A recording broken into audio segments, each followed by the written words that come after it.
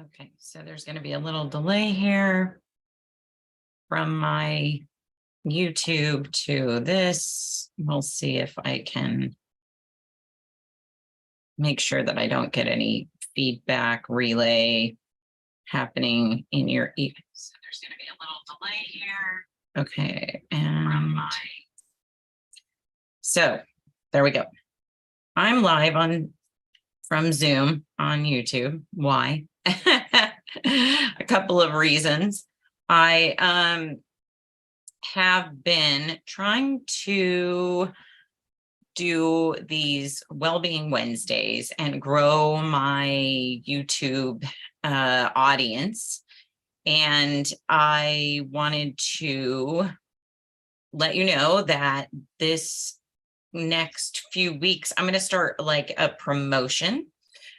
So if you are watching my videos from the Substack and you subscribe to my YouTube channel, and I'm not really sure how I'm going to run it, but the gist of it is that viewers will have opportunities to win different things that I am promoting. So I like Wellbeing Wednesday. It's a great opportunity for me to show up with my audience on Substack and talk to you directly and share with you interviews with people that I use to help my own personal well-being. And the end point of this is that people are better mentally, emotionally, physically, spiritually. So in that situation, that they start to respect themselves more and respect their own boundaries. And I find that people that are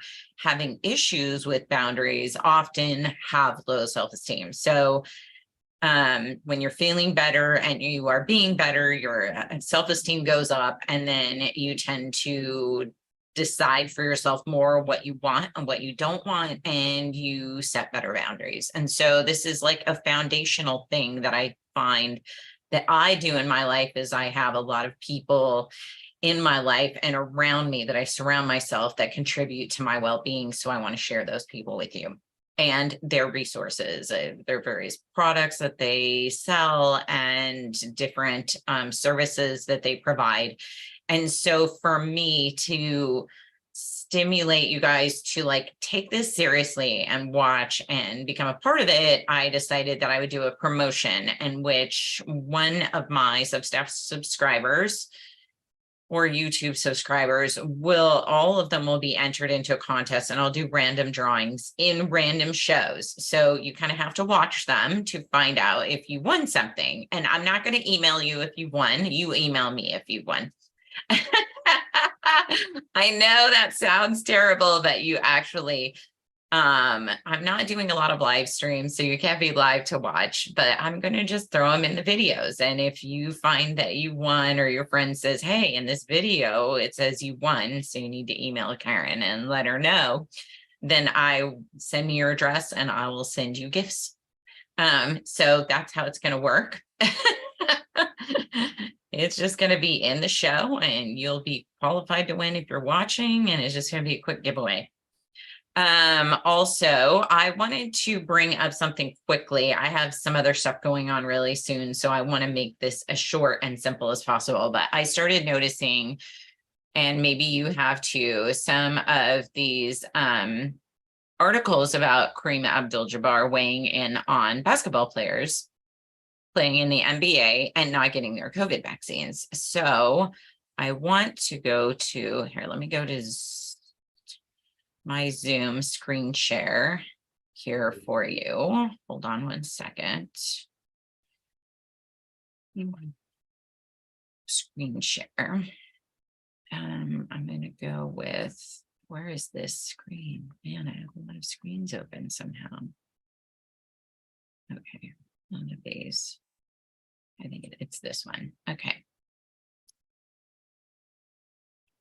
Here we go. So you should be looking at the screen I'm looking at. It's People Magazine. It's an article with Kareem Abdul-Jabbar. Oh, no, that's not it. Hold on. One more. You got a sneak preview. Kareem let's see, this one's Tuesday, September 28th, 2021. Here's one. Oh, that's 2022. So we're going to start with Kareem Abdul-Jabbar to NBA players refusing COVID-19 vaccine, saying lives are at stake. Oh my gosh. So this was in September 30th of 2021. And he has been outspoken in his advocacy for the COVID-19 vaccine. So he's a COVID-19 vaccine advocate. He's outspoken in this. He has a message for the 5% of NBA players who still have not gotten it. This is according to Yahoo Sports, Vincent Goodwill's article. All right, you can all see that. Lives are at stake. It's important here. People are dying. Jabbar tells Yahoo Sports the ignorance that has been perpetrated and the misinformation that has been spread around everywhere has made it impossible for people to get an understanding of what's going on. People who say they haven't finished doing their research yet really haven't done any research. This is funny because this is before any of the Pfizer documents had come out. So he hasn't done it. Fuck, shit, bullshit, verse, whatever. He hasn't done any research at this point. So there isn't any fucking research at this point. He doesn't know about any of the adverse events, side effects, whatever. And so here he is talking a shitstorm against all these players. All right. Next, this was like actually a few days earlier where he's talking to, is this guy, it's Don Lemon or whatever. Let's see what he has to say. NBA legend says vaccinated players should be disciplined. Oh, they're going to have a commercial first. Sorry about that. Okay. 23-second ad.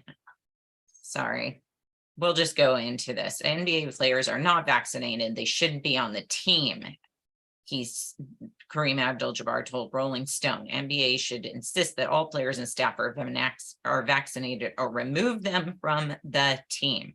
There's no room for players who are willing to risk health and lives of their teammates. The staff and the fans simply because they are unable to grasp the seriousness of the situation or do the necessary. But there's no research yet, and this is 2021. Don Lemon interviews Kareem Abdul-Jabbar, who's just been whatever from CNN. He says, I don't think they're behaving like good teammates or good citizens. This is a war that we're involved in. And masks and vaccines, they are the weapons that we use to fight this war. Now we know masks didn't prevent COVID-19 at all. If anything, they may have caused more people to spread it. And vaccines, again, did nothing. And there's negative efficacy for certain age groups with certain amounts of vaccines. So negative efficacy translates to it created more disease. Hello. More people got it because they got the vaccine. That's bad. That did not save lives. All right, we know that now. All right, Kareem Abdul-Jabbar says, LeBron, who hasn't gotten his vaccine, has done things he should be embarrassed about. This is in Sports Illustrated. They're going to talk about that. Let me see here. The relationship between Kareem Abdul-Jabbar and LeBron James has been complicated. On Sunday, Abdul-Jabbar in town to present Carmelo Anthony with the NBA's inaugural social justice champion. Oh my fucking God. It continued to be blah, blah. Yeah. Anyway, in speaking of LeBron James, he says, I admire the things that he's done that have gotten all of our attention. Sending a whole school to college. Wow, that's amazing. His thoughtfulness and willingness to back it up with his wallet. You've got to give him credit for that. Yeah, when did you fucking do that, Kareem? Okay, so I'm not one throwing stones. No, you have no fucking place to throw stones. I just wish he wouldn't, some of the things he's done, he should be embarrassed about. That's just where I'm coming from. And what he's talking about is the COVID-19 vaccine. So this is in 2022. He's now saying what date was this article? April 3rd. So a year later, he's still talking smack on a guy that he has no room to talk smack about. All right, now we're going to talk about arrhythmia. Why? Because Kareem now speaks about his atrial fibrillation diagnosis, important of getting your heart checked. Wait, what?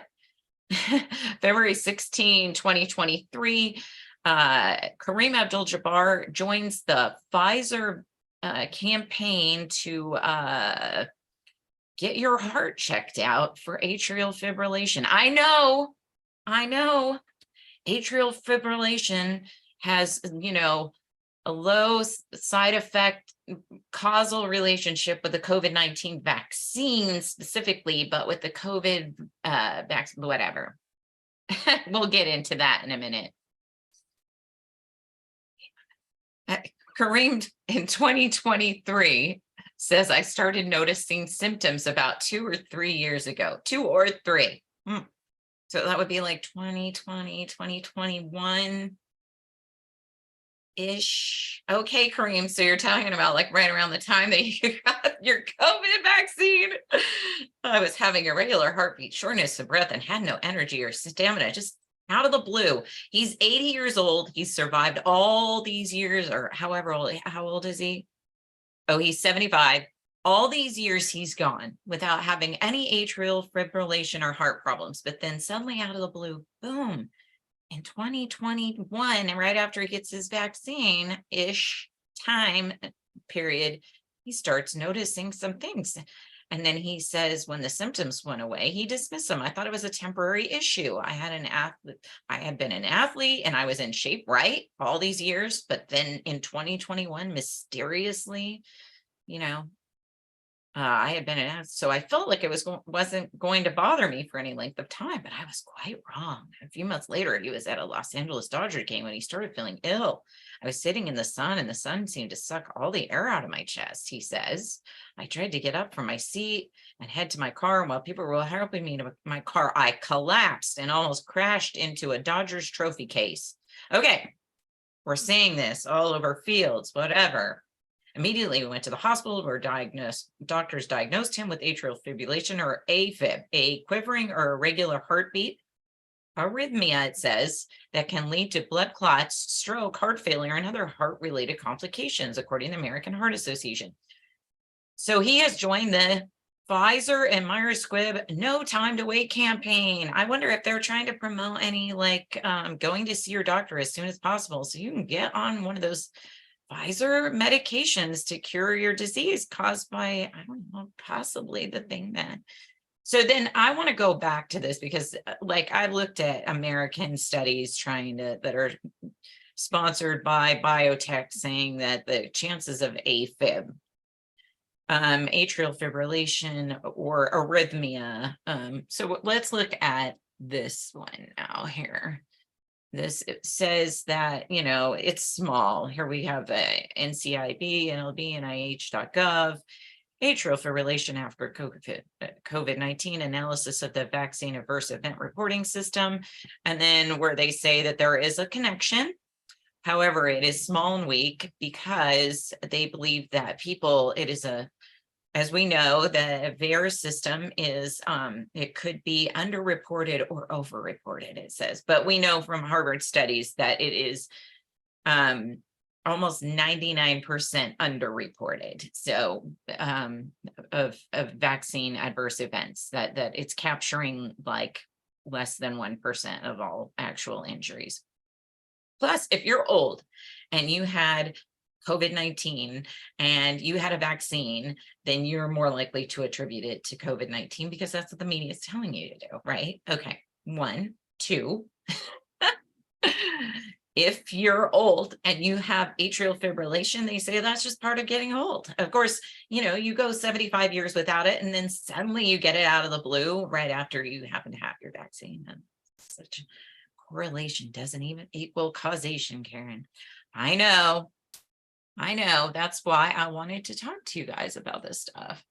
Let's see, where's my one? Okay. So I want to talk to you guys about this. Heart arrhythmias versus palpitations versus AFib. What do they mean to you? Arrhythmias are when the heart fires too fast. This is a health.org, health.ums.org, UMMS. Arrhythmias, arrhythmias, here's some noticeable things: chest pain, dizziness, fainting, near fainting, fatigue, fluttering in chest, racing or slow heartbeat, shortness of breath, sweating. Several conditions can cause arrhythmia, but we're not going to go into that. Palpitations, chest pain, dizziness, fainting, shortness of breath, heart conditions related to, these are blocked arteries and previous heart attack. Palpitations are when one's heartbeat is rapidly beating rapidly, fluttering, stronger than usual, or skipping beats. And atrial fibrillation is the most common type of heart arrhythmia. It occurs with heartbeats at a regular, often rapid pace. Okay. AFib is usually non-life-threatening. It does increase your stroke occurring because it prevents the heart from properly beating, effectively moving blood. Chest pain, dizziness, fatigue, heart palpitation, flutter. Notice that all of these are like almost interchangeable diagnoses. And it's just when you start to like faint or pass out that they start to go, oh, wait a minute, and that could be something else. That means that you're having one of these with other things like blocked arteries or something else that's going on. Now I want to go back to an article I wrote. Let's see. I go back to this. So you're saying it's not the naps. I wrote this article on August 12th, 2022. A new study, Thailand study preprint is showing us some disconcerting possibilities in mRNA vaccines and heart problems. And updates from CDC Save Lives. And now it's time for a little validation. I ran across this preprint study out of Thailand, and that's all what a thing. That's all I can say. So put away your fears of naps, gardening, soil, sunshine, iced tea, eating your peas, or whatever else the mainstream media is trying to tell you could have caused your current post-COVID vaccination heart conditions, right? So this study says, this is the abstract, this is the summary of it that I put here. Cardiovascular effects were found. This was a study that focused on Thai adolescents, young people. Why? Because when it's old people, they think it's just old age, and so they will not attribute it to the vaccine. So I believe personally that the least reported signs of or symptoms or side effects of COVID vaccination are being reported by the elderly, because the elderly are just told it's just part of their old age. And so if that number of those things are going up among the elderly, it's just being ignored right now. So it says cardiovascular effects were found in, so this was prospective cohort study enrolled students from 2 schools aged 13 to 18 years old who received the second dose of the BNT162b2 mRNA COVID-19 vaccine. Data includes demographic, symptoms, vital signs, ECG, echocardiography, and cardiac enzymes were collected at a baseline, day 3, day 7, and day 14, optional, using case record forms. We enrolled 314 participants. Of these, 13 participants were lost to follow-up, leaving 301 participants for analysis. The most common cardio effects were tachycardia, 7.64, shortness of breath, palpitation, 6.4%, palpitation, 4.32, chest pain, 4.32%, hypertension, 3.99%. 7 participants, 2.33%, exhibited at least one elevated cardiac biomarker or positive lab assessment. Cardiovascular effects were found in 29.24% of patients. That's almost 30%, almost like a third of the people getting these vaccines showed signs of cardiovascular effects ranging from tachycardia, palpitation, and myopericarditis. But palpitation, okay? Palpitation, AFib. I hate to put them all together, but they're all very similar. Palpitation, AFib, and arrhythmia are all very, like, almost, you could cross, they definitely overlap here. Those who had the myopericarditis symptoms were considered mild, and all of those specifically, thankfully, fully covered within 14 days. Of course, how long did they study him? Because like Kareem said, I thought it went away, it started to go away, and then boom, Next thing you know, I'm at a Dodgers game and I fell over. Okay. Right. And then now he's the spokesperson for the Pfizer campaign to go to your doctor and get checked out. Which case you come in and you see a doctor and they probably prescribe you Pfizer medication. So in my article, I said, so, and the others, well, here's my beef. If 13 to 18-year-olds are having heart problems and professional athletes are dropping on the ground, or former ones, what does that mean for healthy adults or less healthy adults, or worse, the elderly who were the highest priority group to be vaccinated? You don't really believe a third of them were at as much risk of heart conditions from COVID, do you? They say they were. There's, suggested that they were, but I don't see any of my non-vaccinated friends having these the same effects that the vaccinated ones are having. So I have to say that even though like a lot of the people that had COVID-19 also had the vaccine, strangely, because it was supposed to stop that from happening, they still got it. They still got sick, whatever. And then of course the new guidelines for COVID on that same time period suddenly show that like right after this article comes out or this preprint study comes out, then suddenly well the CDC starts saying that COVID-19 guidelines are kind of changing and shifting, and everybody has the same rights as the other people and yada yada. So I just wanted to share that all with you guys. I have some other things to do today that I want to get on to, but I needed to let you know that like there's a lot of stuff going on with well-being in the world. And I don't think that the face of the advocacy for a vaccine that could have caused somebody's potentially could have caused somebody's AFib that told people and shamed people shouldn't be ashamed of himself for promoting shamelessly the cure for the thing that he told you all to go get that caused the condition that you're all suffering from now. So what can I say, Kareem? You were my hero when I was a kid growing up in Orange County, LA, Laker Town, and now look at you. You have fallen from grace, in my opinion. You want to go help people now. You were never helping people. You were just this advocate for bullshit. So yeah, please stop making stupid people famous. Stop making stupid people famous, Kareem. The world wanting to talk to Kareem Abdul-Jabbar about stuff. I really think that he needs to do more of his research and look into some of the Pfizer documents that have been coming out and released because of FOIA requests instigated by ICANN. Thank you all for watching.